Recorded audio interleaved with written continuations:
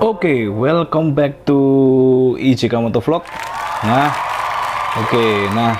kali ini rek, jadi motorku baru tak pasang shock ISS top up prime ya. Jadi ini top up prime sing ini non tabung. Nah, jadi di sini ada non tabung karena aku males bolong-bolongi. Jadi aku pengennya sing wis plug and plug wae. Jadi daripada bolong-bolongi lebih baik aku pakai yang ini, dan ini paling murah, dan ini kebetulan aku belinya adalah second, dapat harga yo kurang lebih kalau second yo iki, jadi ben kalian nggak ketipu. Kalau second itu pasarnya adalah sekitar ya 400-300an itu kalau second ya. Nah sekarang kenapa kok aku mengganti shockbreakernya yang ori punyanya Karisma ya, kemarin punyanya Karisma tak ganti punyanya ISS, itu alasannya adalah ben keren tampilannya. gak ya sing jelas ya fungsi ya butuh ya. Jadi kenapa kok aku ganti, karena dari motorku yang lama dulu. Nah nanti kalian bisa lihat gambarnya di sini, motorku yang Mega Pro. Nah nanti bisa lihat gambarnya ya di sini, yang motorku Mega Pro itu juga pakai ISS, dan kebanyakan dari zaman aku SMA aku dolanan motor ya mesti shockbreaker paling utama pasti tak ganti ISS. Nah sekarang kita akan membahas masalah kelebihan dan kekurangannya dari ISS dibandingkan dengan yang ori. Ngono ya rek, langsung aja kita bahas ya. Oke rek, nah ini jadi shock aslinya kayak gini. Nah yang aslinya tuh shocknya kayak gini. Nah jadi rodo apa ya, jadi ini rodo chrome ya. Ini punyanya Karisma sih sebenarnya. Kalau punyanya Supra X125 itu nggak kayak gini, dia hitam ininya. Jadi gini ini hitam, tapi Karisma itu apa namanya, kalau Karisma itu lebih chrome ya modelnya, lebih chrome gini. Nah terus tak ganti punyanya ISS kayak gini. Nah sekarang kita bahas masalah kelebihannya dengan yang standar ini ya, jadi gawanan ini. Nah kelebihannya dari ISS itu yang pertama, tampilan motor jadi lebih demes ya rek. Jadi lebih apik gagah karena pernya ini dia bentuknya lebih besar daripada yang ini ya, kurang lebih besar dan lebih renggang ya. Nah ini jadi luwih ketok gagah ngono lho. Lek ning anu ya sudut pandangku ya gitu. Jadi motor lebih ketok gagah, lebih ketok wah. Nah jadi lebih ketok demes lah, lebih ketok apik sidik. Nah itu kelebihannya. Jadi kelebihannya yang pertama itu dia bisa menunjang penampilan. Jadi penampilannya jadi luwih apik, luwih bedo karo standarte. Itu yang pertama. Terus untuk yang kedua itu kelebihannya dia punya preload di sini. Nah ini dia punya preload di sini. Nah dia ini bisa diputar. Saya putar nih. Saya apa rek? Mantap rek. Nah dia bisa diputar. Nah nanti di sini ada kayak sedikit tonjolan ya, sedikit tonjolan di sini. Nah ini dia pernya semakin naik. Nah ini diputar ya podo semakin naik. Nah ini loh, semakin turun semakin naik. Nah jadi dia ada preloadnya, jadi so disetting misalkan tingkat kekerasan pernya mau yang lembut atau mau yang keras. Kalau biasanya untuk beban-beban ngarit ngono kan biasanya dia lebih pakai yang keras, atau lebih biasanya kalau di dunia balap dia lebih pilih ini lebih keras karena apa ya, corneringnya lebih stabil. Jadi ini bisa disetting api sih iku sih, maksudnya ini bisa disetting empuk atau kerasnya. Oke. Yang ketiga itu adalah jelas kalau misalkan bawaan yang standar ini, bawaannya ini dia kalau misalkan kena jalan yang bergelombang, nah kena jalan sing gelombang-gelombang ngono, itu dia mantul-mantul, dan itu cenderung bahaya mantul-mantul itu.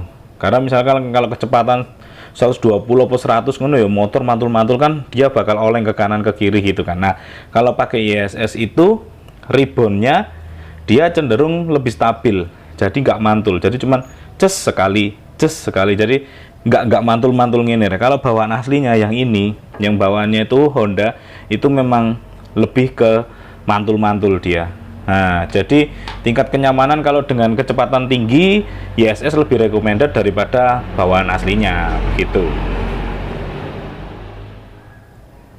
Oke, untuk sekarang kita berbicara masalah kelemahannya ya. Ya, yang tak rasakan dari zaman aku lama banget ya, dari zaman aku SMA sampai sekarang aku udah gonta-ganti motor ya. Skokku pasti pakai ISS. Itu yang aku rasakan kelemahannya. Nah, karena dia ribbonnya itu berbeda dengan yang aslinya. Ini kan ribbonnya lebih lembek ya. Kalau yang aslinya ini dia ribbonnya lebih lembek. Nah, kalau ISS ini ribbonnya lebih cenderung lebih keras. Nah, jadi otomatis kesannya kalau misalkan nggak terbiasa pakai shockbreaker yang kayak gini, dan kalau misalkan kesehariannya terbiasa pakai yang shockbreaker seperti ini, dia mesti mengeluhkan kalau shockbreakernya ISS itu keras. Nah sebenarnya menurutku itu dia dibuat ribbonnya sekeras ini sudut pandangku ya, jadi kalau salah boleh dikoreksi. Jadi kalau ini misalkan di setting seperti ini, itu biasanya memang kalau kecepatan tinggi dia lebih aman. Misalkan ya aku bilang kayak di kelebihannya ya, dia 100, 120, dia nggak mantul-mantul kok yang bawaan aslinya, dia lebih aman. Nah tetapi kelebihannya kalau misalkan orang yang tidak terbiasa, kelemahannya ya, jadi kalau kelemahannya dia kalau misalkan orang yang tidak terbiasa pakai shock ISS ini, dia bakal merasa keras. Nah kayak gitu, jadi ngerasa duh atos banget ya ternyata ISS itu daripada bawaan aslinya, nah atau orinya. Dan memang kalau yang dari orinya Honda atau ori shockbreaker apapun ya, kayak Yamaha dan lain-lain, itu mesti dibuat ribbonnya selembut mungkin, karena memang fungsionalnya adalah untuk harian yang memang empuk. Tapi aku yakin ketika dia terbeban, dia bakal ambles. Nah kalau ISS ini dia nggak ambles. Jadi kalau misalkan beratku ini kebetulan beratku sekitar 80-90an nih gitu.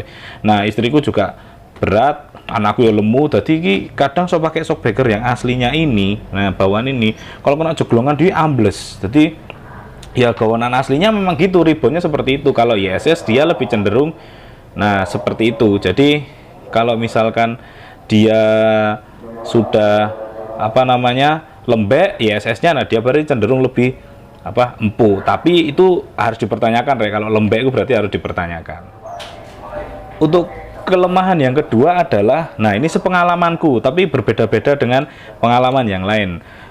Pengalamanku adalah kalau ketika aku menggunakan ISS, kalau bocor di sealnya sini ya, bocor di asnya ini ya, yang putih ini misalkan di servis, cari asnya yang aslinya ini udah sulit Jadi mau nggak mau kelemahannya kita harus beli baru lagi. Itu kelemahannya cuman itu sih, maksudnya pernah ya aku pakai ini baret ya, asnya ini baret.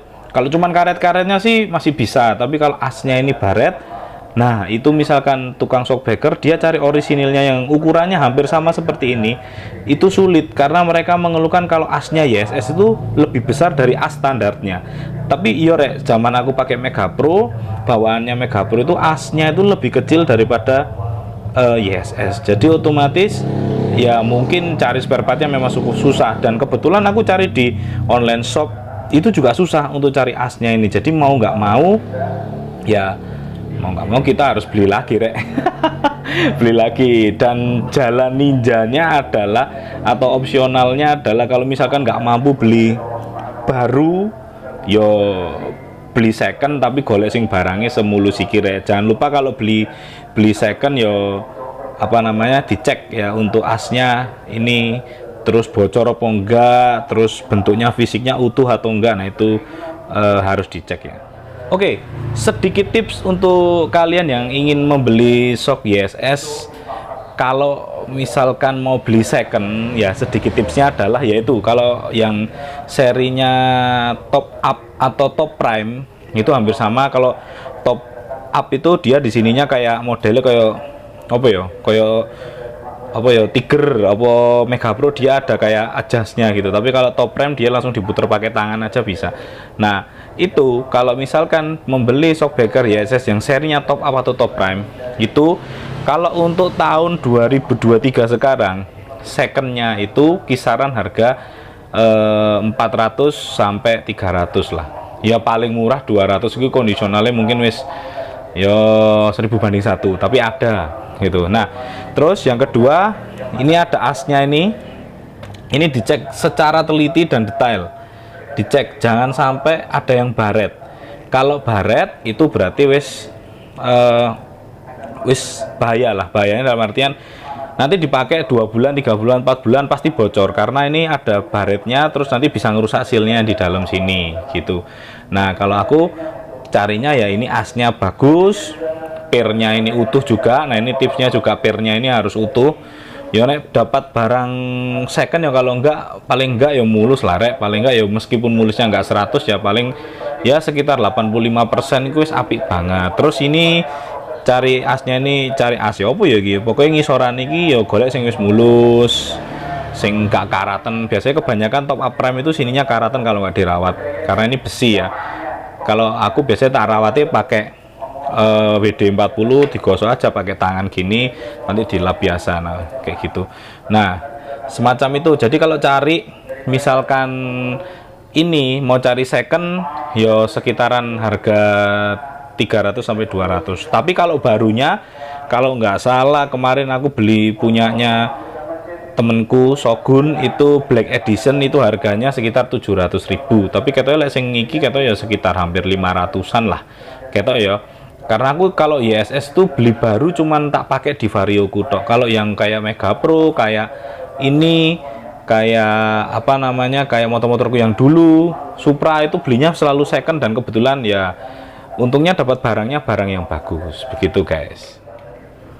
Oke, mungkin cukup sekian untuk apa ya, kelebihan dan kekurangan, dan apa namanya, apa sih misalkan kita pakai YSS dengan yang ori, dengan yang orinya itu kelebihan kekurangannya apa sih, cuman itu yang aku bahas, dan aku cuman share pengalaman aja. Kalau ada yang salah itu bisa dibetulkan, dan kalau misalkan ada kata-kataku yang kurang tepat itu juga boleh dibetulkan. Oke, jangan lupa untuk subscribe, jangan lupa untuk like, komen, dan share video ini kalau memang video ini informatif atau cukup sampai informasinya ke kalian. Jangan lupa untuk di share ya teman-teman. Oke, sampai ketemu di video selanjutnya, and goodbye.